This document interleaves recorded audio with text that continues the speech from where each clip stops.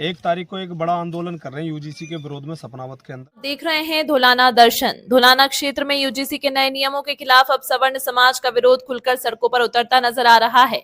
गांव बीगेपुर से एक बड़े आंदोलन का बिगुल फूंका गया, जहां से जनसंपर्क अभियान की औपचारिक शुरुआत की गई। यह अभियान श्री राजपूत करनी सेना युवा मोर्चा के प्रदेश अध्यक्ष युधिष्ठिर सिसोदिया उर्फ युद्धि के नेतृत्व में शुरू हुआ। जनसंपर्क अभियान के तहत घर घर जाकर पर्चे बांटे जा रहे हैं और लोगों को 1 मार्च को होने वाले आंदोलन में शामिल होने का आह्वान किया जा रहा है।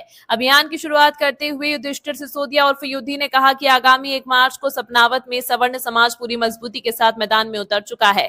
इस आंदोलन को केवल प्रदर्शन तक सीमित न रखते हुए जन आंदोलन का रूप दिया जाएगा। उन्होंने कहा कि विश्वविद्यालय अनुदान आयोग यूजीसी के नए नियम शिक्षा व्यवस्था के हित में नहीं है और इससे समाज में असंतुलन पैदा होने की आशंका है। इन्हीं नियमों के विरोध में आज साठा क्षेत्र से जनसंपर्क व्यापक अभियान की शुरुआत की गई। युधिष्ठिर सिसोदिया ने स्पष्ट चेतावनी देते हुए कहा कि यदि यूजीसी के नियमों को वापस नहीं लिया गया तो आंदोलन को और अधिक तेज किया जाएगा।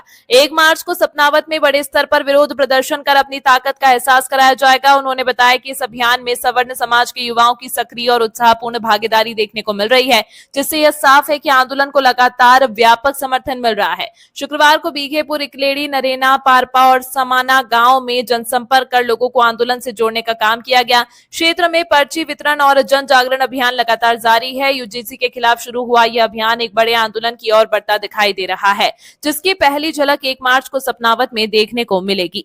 विरोध में आप आखिर कहना क्या चाहते हो? देखिए, मैं इकलैंडी गांव में पहुंचा हुआ हूं अभी और काफ़ी सारे गांव कर भी दिए। कल भी हमने काफ़ी सारे गांव कवर किए थे। यूजीसी के विरोध में हम घर घर जाके लोगों को जागरूक कर रहे हैं। 1 तारीख को एक बड़ा आंदोलन कर रहे हैं यूजीसी के विरोध में सपनावत के अंदर, और इस कानून के बारे में अपने सभी स्वर्ण समाज के लोगों को जागरूक कर रहे हैं और बता रहे हैं कि इस कानून के नुकसान क्या हैं। हमारे सोने की वजह से पहले भी हम पे आरक्षण थोप दिया गया, मैरिज एक्ट थोप दी गई है, सीलिंग एक्ट थोप दी गई है और SC ST थोप दी गई है। अब ये ऐसा कानून आ गया कि हमारे बच्चों से शिक्षा भी छीन ली जाएगी, ज़मीनें छीन ली, नौकरियां छीन ली, जेल में डाल दिया झूठे मुकदमों में। तो इससे बचने के लिए हम गाँव जाके अपने स्वर्ण समाज को जागरूक कर रहे हैं, इसलिए आज इकलैंडी गाँव में आए हुए। कितने गांव में आगमन किया है आपने? देखिए, अभी तक मेरे 6 गांव हो चुके हैं। कम से कम ये 60-84 के जितने भी गांव हैं मैं सभी में जाऊंगा। करीब 80 से 90 गाँव में पैदल रहेगा हमारा जाने का सभी गाँव। 7 मार्च को किसानों ने दिल्ली घेरने की बात की है। नहीं तो बहुत अच्छी बात है, घेरनी चाहिए। मेरे हिसाब से तो दिल्ली को गलत बोला, संसद भवन में घुस जाना चाहिए उन लोगों को, क्योंकि अगर तुम्हारे अधिकारों का हनन हो रहा है तो सरकारें तब तक नहीं सुनती है जब तक उनके कान के पास में धमाके नहीं होते हैं, आवाज़ नहीं आती है। तो सरकार तो अब पागल हो चुकी है। सरकार को अब उसी की भाषा में जवाब देने का वक्त आ गया। स्वर्ण समाज ने बहुत दिन सोकर अपना वक्त गुजार दिया है, सब कुछ लूट गया है। ये आखिरी मौका उनके पास में बचा है। अगर नहीं जगेंगे तो मारे जाएंगे, उनके बच्चे कभी आगे बढ़ नहीं पाएंगे। सर, नए नए कानून बन रहे हैं, इससे लोगों को क्या फायदा होता है, क्या नुकसान हो रहा है? फायदा नहीं होता, नुकसान ही नुकसान होता है। एक तो समाज बांट दिया जाता है। अब यूजीसी से देखें कि आपने जितने भी लोग अब तक हिंदू के नाम पर जोड़े थे सभी को बांट दिया है। जाट, गुर्जर, ब्राह्मण, राजपूत सबको अलग अलग कर दिया है।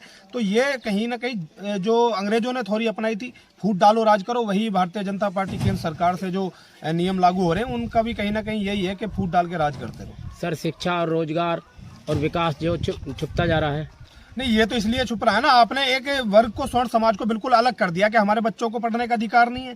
आपने ऐसे ऐसे नियम कानून ला दिए कि भैया अगर कुछ भी गलत कह दिया अब हमारे बच्चे यूनिवर्सिटी तक नहीं जा सकते। तो कहीं ना कहीं हमारी भी शिक्षा छीनी जा रही है, हमारे रोजगार छीने जा रहे हैं। आप या तो हमको भारतीय नहीं मानने, स्वर्ण समाज को हिंदू नहीं मानने, अगर मानने तो उनके साथ ऐसा गलत व्यवहार करेंगे तो बिल्कुल स्वर्ण समाज माफ नहीं करेगा और आपको बर्दाश्त भी नहीं करेगा। तो देश में कैसी सरकार होनी चाहिए? देश में ऐसी सरकार होनी चाहिए जो सभी को साथ में लेके चले। मुझे कोई दिक्कत नहीं है किसी भी समाज से, मैं सब समाज की सम्मान करता हूं, लेकिन मैं अपने समाज को सर्वोपरि रखता हूं। स्वर्णों को सर्वोपरि इसलिए रखता हूं क्योंकि मेरे पुरखे मरते आए, रजवाड़े दान दिए हमने, अपनी जमीन दी है भूत दान यज्ञ में, तब जाके देश बचा है। अगर आप उनके साथ ऐसा अन्याय करेंगे तो आप एक काम करो, स्वर्ण समाज को अलग देश दे दो। उससे पहले आपको उनके सबके रजवाड़े वापस देने पड़ेंगे, फिर जाके जो भी सरकार बनानी है बना लेना आप।